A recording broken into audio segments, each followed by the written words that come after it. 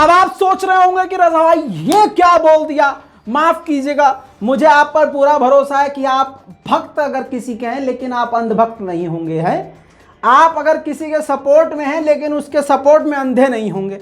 मेरे देखने वालों को इतना तो मैं पहचानता हूं, इसीलिए मैं आपको दोनों तरफ की खबर बताता हूं, क्योंकि आप गोदी मीडिया नहीं रजाग्राफी देख रहे हैं।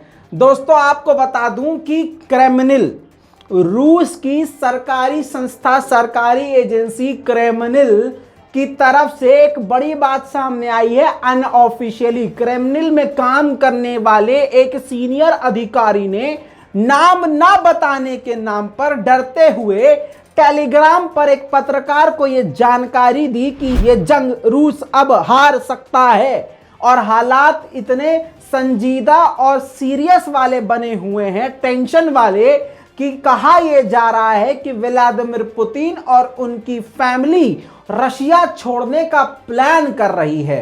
और यह भी उन्होंने बताया कि व्लादिमीर पुतिन या तो ईरान जा सकते हैं पनाह लेने, या फिर वो सीरिया जा सकते हैं पनाह लेने। इसके अलावा कहीं वो तीसरे देश नहीं जा पाएंगे। अब इसमें कितनी सच्चाई है, वो क्या है, क्या झूठ है, कितना सच, ये नहीं पता, लेकिन खबर यही निकल कर सामने आई है कि क्रेमलिन में काम करने वाले एक अधिकारी ने ये बड़ी जानकारी दी है। बशर अल असद की सरकार का काफी समर्थन किया है व्लादिमीर पुतिन ने, जिसको देखते हुए कहा जा रहा है कि पहली पसंद बशर अल असद की सीरिया है, वो सीरिया जाएंगे। लेकिन सीरिया जाने के लिए तुर्की का एयर स्पेस इस्तेमाल करना होगा, और अगर तुर्की ने एयर स्पेस इस्तेमाल करने से मना कर दिया तो फिर बशर अल असद की तरफ यानी सीरिया की तरफ ना जाकर रूस के व्लादिमीर पुतिन को ईरान की तरफ जाना होगा। ये खबर आ चुकी है कंफर्म। दोस्तों बीच में व्लादिमीर पुतिन की तरफ से कहा गया था कि हेल्थ प्रॉब्लम बिल्कुल नहीं है, झूठ है, फरेब है। लेकिन आपको बता दूं कि बीच में उसके बाद जब व्लादिमीर पुतिन को कई मीटिंग में यानी ईरान में देखा गया और उसके अलावा कई मीटिंग में देखा गया, खासकर रजब तैयब एर्दोगान के साथ, तो यूके ने कहा कि वो क्लोन है, वो ओरिजिनल व्लादिमीर पुतिन नहीं है, वो उनका डुप्लीकेट है। अब यूके की उसी वेबसाइट ने एक और खुलासा किया है, फिर वही खुलासा कहा है कि व्लादिमीर पुतिन की जो कंडीशन है, हेल्थ कंडीशन है, वो काफ़ी ख़राब है, जिसको देखते वो ज़्यादा समय एक जगह ऐसे जंग के हालात में नहीं रुकेंगे। वहीं आपको बता दूं कि 32 न्यूजीलैंड के जर्नलिस्ट हैं, ज़्यादातर जर्नलिस्ट हैं या फिर जर्नलिस्ट लोगों से जुड़े हुए हैं। आपको बताऊं उन 32 न्यूजीलैंड के लोगों पर रूस ने पाबंदी लगा दी है। इसी के साथ आपको बताऊं कि व्लादिमीर पुतिन ने चीन का साथ दिया है। चीन का मुद्दा इस वक्त अटका हुआ है ताइवान को लेकर, तो ताइवान और चीन के मुद्दे पर चीन के साथ व्लादिमीर पुतिन खड़े हो गए हैं, और रशिया ने कहा है कि अगर ताइवान के मुद्दे पर अमेरिका अपनी नाक घुसाएगा तो मामला खराब हो जाएगा। दोस्तों इसी के साथ पोलैंड ने पैसा इकट्ठा करके तुर्की को दे दिया, और तुर्की ने उस पैसे को लेकर वो रकम को बख्तियार TB2 की रकम को लेकर Bakhtiyar TB2 drone direct deliver Ukraine को कर दिया। दोस्तों इसी के साथ अमेरिका में ही सरकार में एक दूसरे से सहमति नहीं बन रही है। अभी अमेरिका ने ऑप्शन रखा था ये टेबल पर कि हम रूस को टेररिस्ट को सपोर्ट करने वाले लिस्ट में डाल दें, लेबल लगा दें उस पर, लेकिन अब सरकार ऐसा नहीं सोच रही है। सरकार का कहना यह है कि उनके पास, अमेरिकी डिपार्टमेंट का कहना यह है कि रशिया के पास परमाणु बम है, अगर ऐसा कुछ होता है तो मामला बिगड़ सकता है। वो परमाणु वाला है और वो संकी है, कुछ भी कर सकता है, हालात और बिगड़ सकते हैं। बल्कि अमेरिका रूस पर से कुछ पाबंदियां, खाने पीने की चीज़ों पर से पाबंदियां हटाना चाहता है, ताकि विदेशों में जो कमियां हो रही हैं और पूरी दुनिया में खाद्य पदार्थों के दाम बढ़ रहे हैं उस पर थोड़ी सी लगाम आए। दूसरी तरफ जो अमेरिका की लिस्ट है, टेररिस्ट लिस्ट, यानी वो लिस्ट जिसके अंदर उन देशों को रखा गया है जो देश टेररिज्म को सपोर्ट करते हैं, उसमें ईरान, क्यूबा, नॉर्थ कोरिया, ऐसे कुछ देश हैं, उसमें रूस को डालना अब अमेरिका नहीं चाहता है। हालांकि अमेरिका का ही ये ऑप्शन था। यूएन में अमेरिका के एम्बेसडर ने कहा है कि हम सब देख रहे हैं, हम ये देख रहे हैं और महसूस कर रहे हैं कि रशिया वर्ल्ड मैप से यूक्रेन को हटाना और मिटाना चाहता है। यूक्रेन से अब पहला अनाज का पोर्ट निकल गया है, जिसको निकालने के लिए मौजूद थे खुद यूक्रेन के प्रेसिडेंट ज़ेलेंस्की वहां पर। और रूस की रजामंदी और तुर्की की और यूएन की मेहनत से यह काम हुआ है, उसकी तस्वीर सामने आ गई है, देखिए।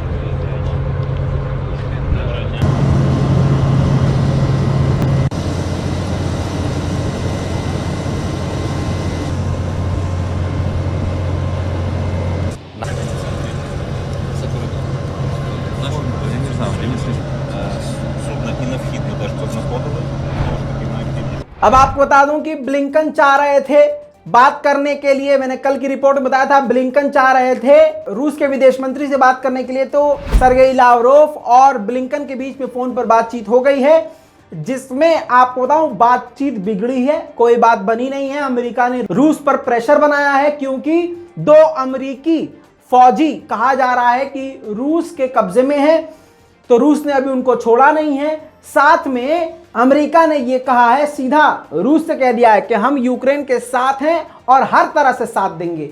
इससे मामला सुधरने के बजाय बिगड़ ही गया है। वहीं आपको बता दूं, रूस की सबसे बड़ी गैस कंपनी गैज़प्रोम ने लातविया को गैस सप्लाई करना रोक दिया है पूरी तरह से, क्योंकि लातविया ने रूबल में पे नहीं किया था, यानी रशियन करेंसी मांग रहा था रूस और रूस की कंपनी, लेकिन इसको रूसी करेंसी नहीं दी गई, जिसके बाद लातविया को भी काट दिया गया है और अब गैस देना बंद कर दिया गया है। इसके अलावा रूस ने इससे पहले पोलैंड, बुल्गारिया, डेनमार्क, फिनलैंड और नेदरलैंड को भी गैस और तेल देना बंद कर दिया। दोस्तों, इसी के साथ अब वो तस्वीर सामने आ गई है जिसमें नेवी ड्रिल करी है रशिया ने। आपकी स्क्रीन पर देखिए, इस नेवी ड्रिल में 40 शिप, 42 मिलिट्री एयरक्राफ्ट और इसके अलावा 3500 से ज्यादा यानी 3500 से ज्यादा फोर्सेस आर्मी मौजूद थी।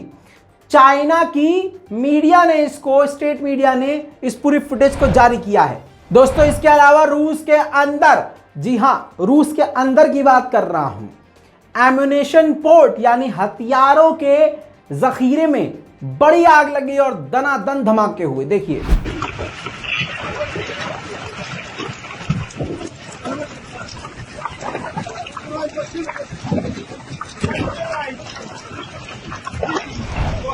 इसके अलावा जो आग मैं आपको यूरोप की दिखा रहा था कि तुर्की से लगी और अलग अलग जगह लगती हुई बड़ी है, वो आग बढ़ते बढ़ते अब रूस पहुंच चुकी है। ड्रोन तस्वीरें देखिए, ये रशिया पहुंच चुकी है। 1,72,000 हेक्टेयर जंगल रूस का जल कर राख और खाक हो चुका है, देखिए।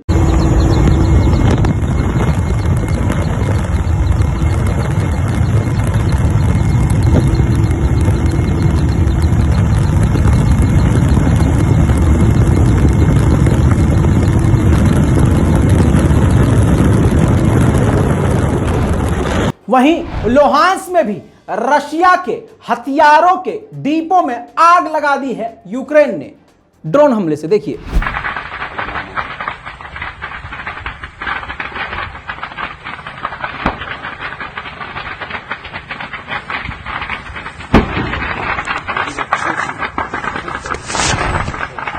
इतना ही नहीं, यूक्रेन के अंदर रशियन हेडक्वार्टर पर हमला हुआ देर रात को और उसके बाद रूस का वो हेडक्वार्टर देखते ही देखते जलकर राख हो गया।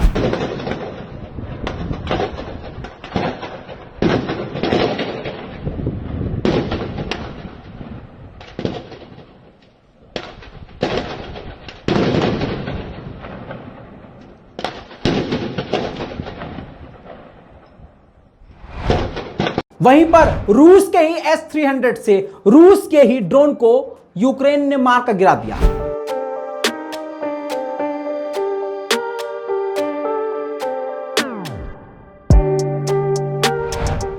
अब सोचिए दोस्तों, हालात ऐसे हैं कि मॉस्को के अंदर, यानी रूस की राजधानी मॉस्को, और मॉस्को के अंदर फैक्ट्री में भी धमाका हो गया है। देखिए,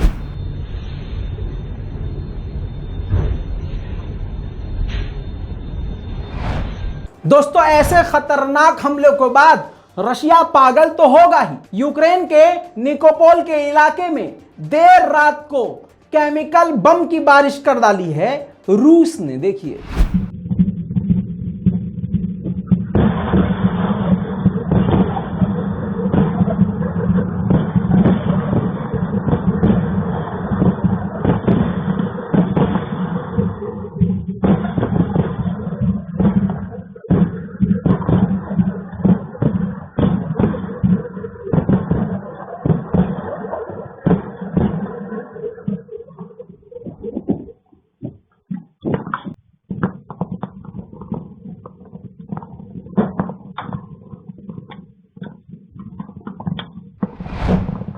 अबे यार, ये औरतें बड़ी अलग लेवल की होती हैं भाई, हमको औरत समझ में नहीं आती है। ये लड़कियों का भाई, अल्लाह मियाँ ने लड़की बनाई, मतलब अल्लाह बहुत बेहतरीन बेहतरीन मखलूक बना रहा था। अल्लाह ने आखिरी चीज़ बनाई ये लड़की, फिर अल्लाह ने सोचा यार ये कुछ गड़बड़ हो गई है। क्यों?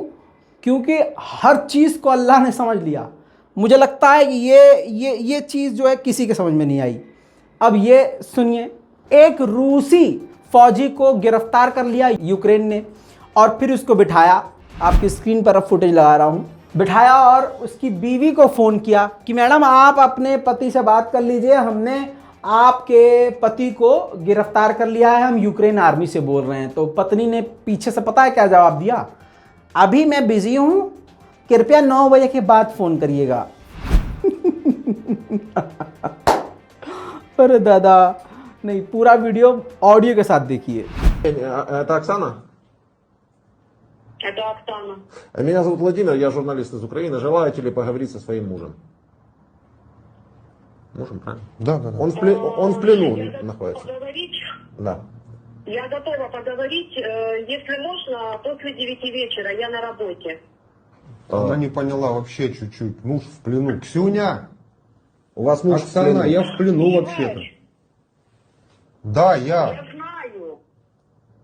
Ну, у нас просто не будет возможности. अब यूक्रेन के पास अनगिनत तोपे मौजूद हैं। दे दनादन यूक्रेन तोपे रूस पर दाग रहा है। देखिए ड्रोन तस्वीरें, चारों तरफ मैदान जंग में तोप ही तोप।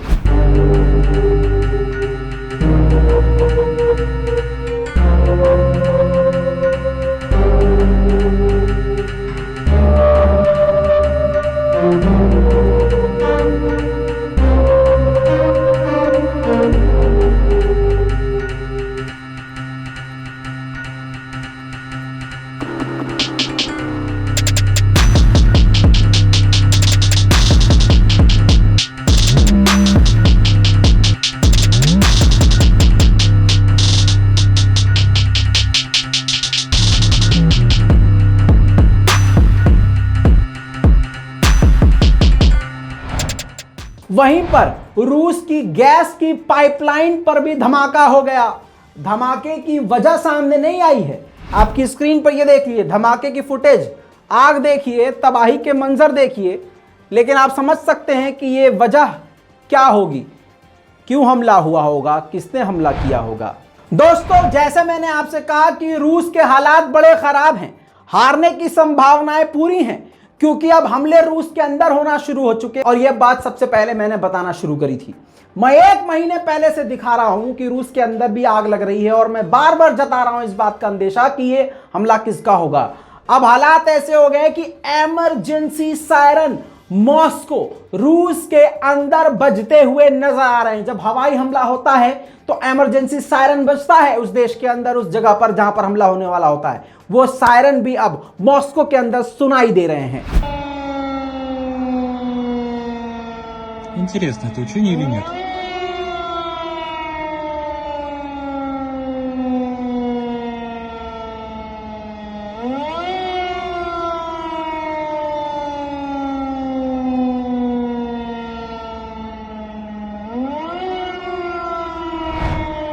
दोस्तों आगे क्या होगा नहीं पता। अगर आपको रोज अपडेट चाहिए इस वॉर अपडेट के बारे में, नीचे कमेंट जरूर कीजिएगा। इस रिपोर्ट को शेयर कीजिए, चैनल को सब्सक्राइब कीजिए। मैं हूं रजा और आप देख रहे हैं रजाग्राफी। जय हिंद।